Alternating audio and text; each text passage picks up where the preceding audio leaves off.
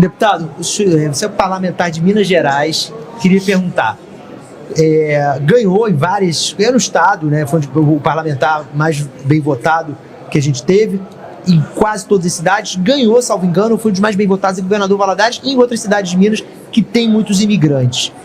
Essas famílias estão recebendo, e já há algum tempo, né, não é de agora, mas ao que tudo indica vão receber num ritmo muito forte, centenas e centenas de familiares que foram tentar uma vida melhor nos Estados Unidos, que vão ser deportados pelo Donald Trump, que o senhor é um fã assumido. Essas pessoas estão chegando reclamando de violações de todo tipo de direitos humanos, não só no transporte, mas na forma que a agência de imigração trata eles lá. Como é que o senhor vai dizer para o mineiro que vai receber seu parente com essa dor, com esse sofrimento, que é o presidente que o senhor admira tanto, que você admira tanto, que está fazendo isso com ele? Se isso estiver acontecendo, isso tem que ser sanado. Eu não sou deputado dos Estados Unidos, sou deputado do Brasil, não consigo interferir nisso. Você admirar a pessoa não quer dizer que você concorda com tudo com ela, e nem toda ação que ela toma você tem que concordar. Se isso está acontecendo, isso tem que ser sanado. Agora, é interessante, porque eu não vi a mídia, hora nenhuma, por exemplo, falando das deportações do Obama. Não, eu acho que todas as deportações têm que ser feitas de uma maneira digna. O que eu estou perguntando para você é outra coisa. Exato. É o seguinte, você apoia o Trump, gosta do Trump, bate palma do Trump, foi para a posse do Trump. O Trump está fazendo isso com o povo mineiro. O que você diz dessas pessoas? Eu discordo. Discorda do Trump? Eu discordo. Infelizmente, se isso está de fato acontecendo, é uma atitude que, mais uma vez, precisa ser sanada. Agora, mais uma vez, existem diversos outros pontos que pessoas também cometem e que, obviamente, eu não vou descartar tudo que a pessoa é por conta de erros. E é um erro, obviamente, grave com relação à violação de direitos humanos. Espero também que toda a mídia também abra os olhos também para o que está acontecendo aqui no Brasil, com violação de direitos humanos, pessoas presas com penas que nem estuprador pega aqui no Brasil, com o pessoal do dia 8, traficante sendo solto, pessoas sendo mortas pela polícia, né, em operações que muitas vezes a gente não sabe nem como é que começou. Pessoas, muitas criminosos, se for criminoso, se morreu 700, que morreu 70 mil. Tem crianças também, crianças desses 2 anos, que tem que ser mortas mas também? É interessante, né? Porque crianças de 2 anos, só que tem que ser mortas? Quando uma polícia, ela comete um erro, né? Aí todo mundo... Fiz uma pergunta bem objetiva. Crianças de 2 anos, o senhor acha que tem que ser mortas? Não, essa pergunta é no mínimo ridícula e merece uma resposta ridícula. Claro que não. Eu peço respeito. Não, peraí. Me perguntar se uma criança de 2 anos merece morrer. O senhor perguntou claro que não. Mas o senhor perguntou que tipo de pessoa vai ser qual? O senhor perguntou que tipo de pessoa? Eu falei crianças. E o senhor não respondeu. Eu falei, tá. Obviamente que não. Que bom, obrigado. Obviamente que não. Sua assessoria está pedindo para o senhor ir, eu agradeço muito a sua gentileza. A assessoria pediu para ir? Quem pediu para ir? Por fim, eu quero fazer uma última... Não, pode deixar. Deputado, pode continuar? Eu quero fazer uma pergunta sobre o vídeo do Pix. Aquilo saiu da sua cabeça ou o senhor contou com a ajuda de um marqueteiro? Houve marqueteiros da direita que depois disseram que deram algumas dicas para o senhor? De fato, o senhor recebeu dicas ou teve gente querendo surfar no sucesso do vídeo? Eu lancei um desafio para o Haddad que se ele comprovar que algum marqueteiro me ajudou, eu pago 1 milhão para ele no Pix. Mas se ele não comprovar, ele tem que pagar 1 milhão para mim no Pix. Gente do seu campo, da direita, inclusive, marqueteiros próximos ao ex-presidente Jair Bolsonaro. Como eu disse, falar até papagaio eu falo, agora tem que provar. Foi o Duda Lima que falou, eu escrevi, eu escrevi o roteiro no meu iPhone, no bloco de notas dele. Eu fiz como eu fiz todos os outros vídeos. Você pode pegar lá no meu Instagram, vai ter o mesmo modelo, do fundo preto, eu sentado, do mesmo jeito. E é assim, as pessoas não querem dar o braço a torcer quando algo realmente é um sucesso. As pessoas vão falar que é fruto de alguma outra coisa. Eu ouvi o Haddad falar que era fruto de Elon Musk, de Trump, que era de intervenção do Bolsonaro. Bolsonaro tá por detrás disso. Você contava que teria a repercussão que Zero. teve? Assim, não a repercussão que teve. Já teve vídeos meus que bateu 60 milhões, 30 milhões. Eu tenho um engajamento, graças a Deus, muito bom na internet. Esse é o recordista absoluto. É absoluto. Até mesmo porque eu não tenho outra defesa, digamos assim, a não ser a rede social. Então eu não tenho juízo no STF, eu não tenho a máquina de mídia na mão, então a rede social é a minha defesa. E esse vídeo em específico eu já sabia que teria uma repercussão grande, porque eu vou fazendo uma métrica de cabeça mesmo, e só que surpreendeu, graças a Deus. Quem é mesmo o presidente do seu partido? Como é que é? Quem é mesmo o presidente do seu partido? O presidente do meu partido é o Valdemar Costa Neto. Passado dele? Passado dele, eu acredito que não foi nada bom. Pagou, acho que pagou, né? Pagou. Ou ele tá devendo mais alguma coisa? Tem outras investigações aí. Mas ele pagou tudo pra antes ou não? Ou ficou sobrando alguma coisa? Eu acho que. Tem outras investigações. Acho que pagou tudo, né?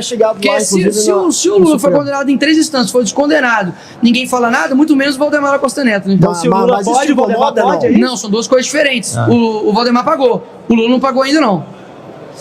Não vai falar que o Lula tem investigação também, não?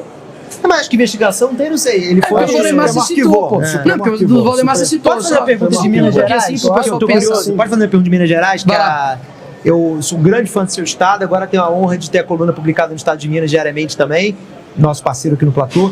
Queria lhe perguntar, Matheus Simões, candidato do Zema no ano que vem, Cleitinho, senador do seu partido, também está se colocando. Não. Ele é do Republicanos. Do Republicanos, perdão, mas está se colocando, tentando ter o apoio do PL. Sim.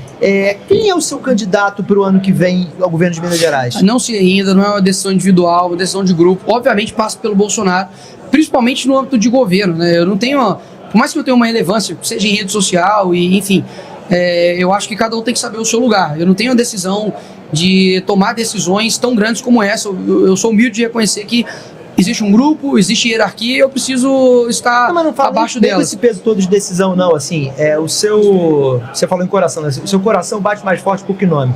Olha, o Cleitinho obviamente é um amigo.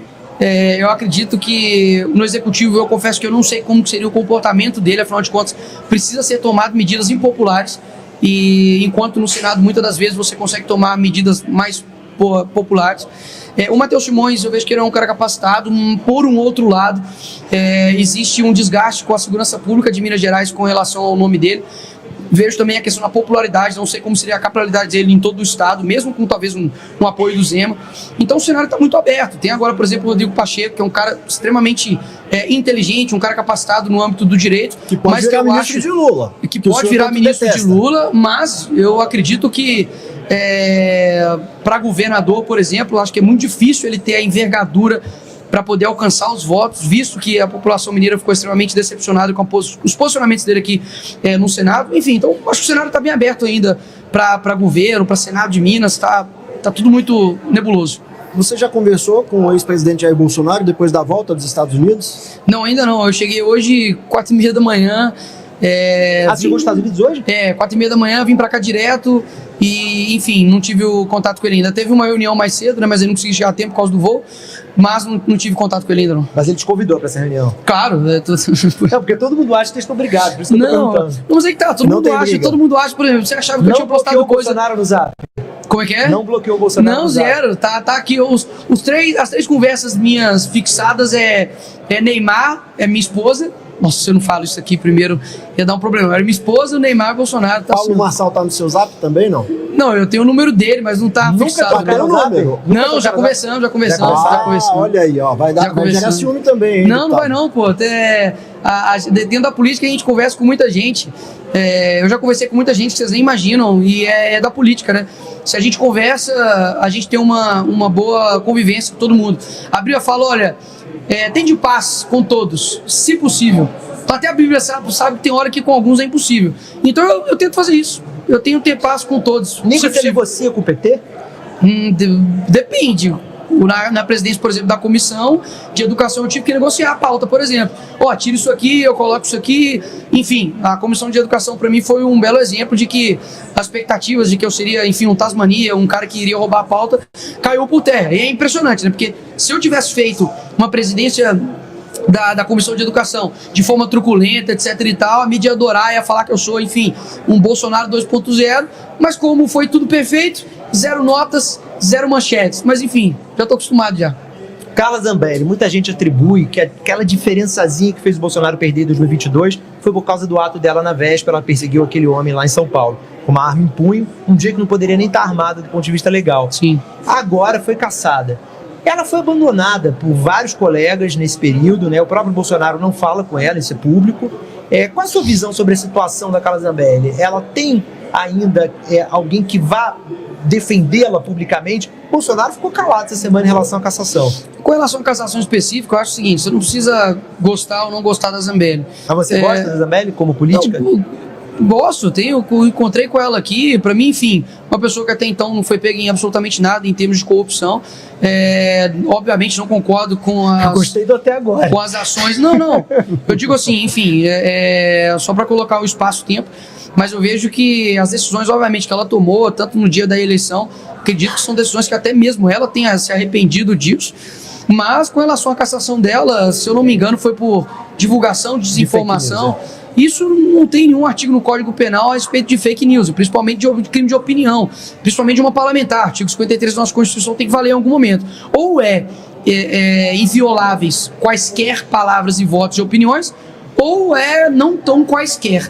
E eu vejo que, infelizmente, você pode ver que hoje não há um conhecimento jurídico, há um relacionamento jurídico. Infelizmente, aqui na casa aqui, você fica torcendo para cair em tal juiz. Isso é ridículo. Eu sou formado em Direito e a gente tem hoje, infelizmente, não somente no STF, mas vários tribunais do nosso país que envergonham o direito e a magistratura aqui no nosso país. Então, para mim, a cassação dela é injusta por esses motivos. Não acho que nenhum tribunal deva tirar um mandato que foi eleito democraticamente pelo povo. E se for dessa forma, daqui a pouco vai ser só PT aqui no Brasil mesmo, porque é muito fácil ter democracia só de um lado, tirando a oposição. Qual é o seu projeto político, eu quero perguntar. Os próximos passos. Meu projeto político, eu quero servir o país da melhor maneira possível. Eu acho que eu tenho coragem para poder fazer e tomar algumas medidas que o Brasil precisa, que o Brasil almeja. Eu vejo que há uma PEC aqui que está coletando assinaturas do deputado Eros Biondini para reduzir a idade do Senado de 35 para 30. Seria uma possibilidade, eu acredito que Minas Gerais me daria essa chance, lutaria muito para poder consegui-la, até mesmo porque o Senado é o competente para poder frear o STF, que eu acredito que é uma das minhas lutas prioritárias.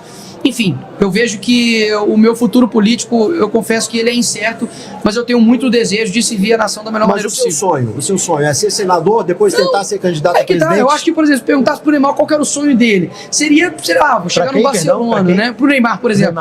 Poxa, vou jogar no Barcelona. É claro que acredito que todo político almeja chegar no maior cargo político, que seria, por exemplo, a presidência. Mas eu confesso que eu não fico nem falando isso, nem mesmo alimentando isso no meu coração, que eu acho que muitos que deixaram crescer isso no coração acabam se pervertendo lá na frente. Mas lá no fundo do coração tem esse sonho? Não vou falar nem no fundo do meu coração. Mas, mais uma vez, é um desejo que eu acredito que seja assim inato a todo mundo que sonha. Obviamente, se como deputado eu já consegui ter algumas vitórias, eu acredito que como senador terei algumas vitórias, como presidente da República, uma pessoa que saiu de uma favela, poder chegar à presidência da República no nosso país, conseguir fazer algo que realmente muda a história, seria algo assim, para mim, fenomenal. O senhor acredita que é possível ser presidente no Brasil sem se render a esse centrão que predomina aqui no Congresso, que mostrou tanta força hoje? Olha, como eu disse, a matéria-prima é muito difícil, só que isso passa pelas pessoas. As pessoas que estão aqui, os deputados, senadores, elas não chegaram aqui do nada, elas chegaram com o voto das pessoas. Muitas pessoas votaram com o estômago, viu? Nessa última eleição, enfim, não está recebendo a promessa da picanha, o café está extremamente caro, o azeite virou artigo de luxo, ou seja, eu acredito que a gente precisa tomar decisões melhores no campo da política, somente isso. Isso passa por uma conscientização das pessoas, tanto no âmbito municipal, quanto no âmbito estadual. Quantos vereadores, por exemplo, que, poxa, a pessoa nem sabe o que ele faz, quantos governadores, por exemplo, como Flávio Dino foi governador do Maranhão, com escândalo de sobrecarga, né, de respiradores, com o pior IDH do Brasil.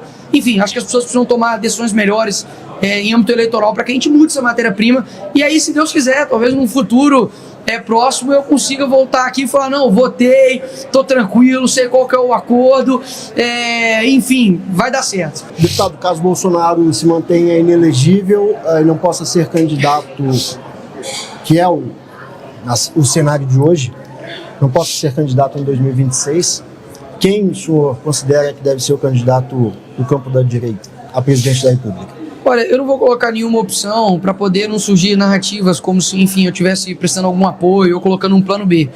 O Bolsonaro deixou bem claro que ele é o plano A, o plano B e o plano C. E ele está muito afinco nessa ideia, nesse planejamento dele. Então é como se eu dissesse assim, poxa, você está indo para um jogo de futebol, qual é o seu planejamento? O planejamento é vencer. Ah, mas se perder? Eu não quero pensar em perder. Meu planejamento é vencer. Então, mas eu digo dessa mesma forma. Hoje Agora, é fato. Não, tem outras. É porque senão eu fico que nem um programa de futebol antes do jogo acontecer. E aí, o que você acha que vai Não, ganhar? vamos lá, então vamos ser. Se a eleição fosse hoje ele não pode ser candidato. Ele mesmo fez isso com os nomes tranquilo. Eu acho que possíveis. por similaridade, até mesmo ao Bolsonaro, acredito que seria o Tarcísio. Por similaridade ao Bolsonaro, ter sido ministro, enfim, ser governador de São Paulo, historicamente, né? Quem governa São Paulo ou quem tem um cargo desse em São Paulo compete à presidência. Eduardo Dória, Bolsonaro, não? Serra. O Eduardo Bolsonaro também é uma possibilidade, tem o nome Bolsonaro. Enfim, só que eu vejo que é uma diferença muito grande dele para o pai, no sentido de, por ele ter sido ex-presidente da República e por ele ser o Bolsonaro. Teve um dia que o Bolsonaro deu uma entrevista e falou: olha, eu não sei o que acontece, pessoas gostam de mim, eu vejo isso. As pessoas gostam do Bolsonaro, parece que assim, ele é incancelável, cara, assim. Independente do que ele faz, parece que as pessoas não vão cancelar ele. E isso, dentro do direito, por exemplo, a gente chama isso de líder carismático, né? São pessoas que, enfim, conseguem ter o apreço das pessoas, e eu acho que ele é um líder carismático no sentido conceitual da palavra.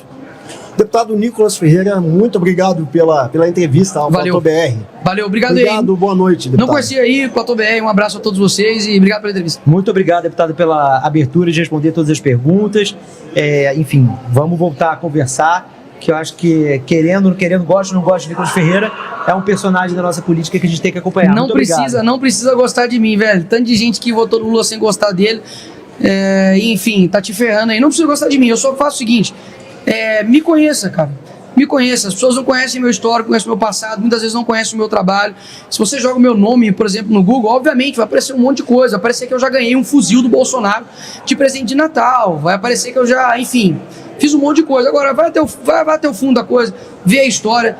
Acho que precisa ter honestidade em tratar as pessoas. Como eu disse aqui anteriormente, nunca vai sair da minha boca uma cassação de um deputado porque eu não concordo com a opinião deles. E o contrário você vê que é verdade. Enfim, a árvore se vê pelos frutos, eu só peço que me conheça. Se me conhecer, não tenho dúvidas que, se Deus quiser, Deus pode me conceder um futuro longo aí. Obrigado pela entrevista. Obrigado. Boa noite.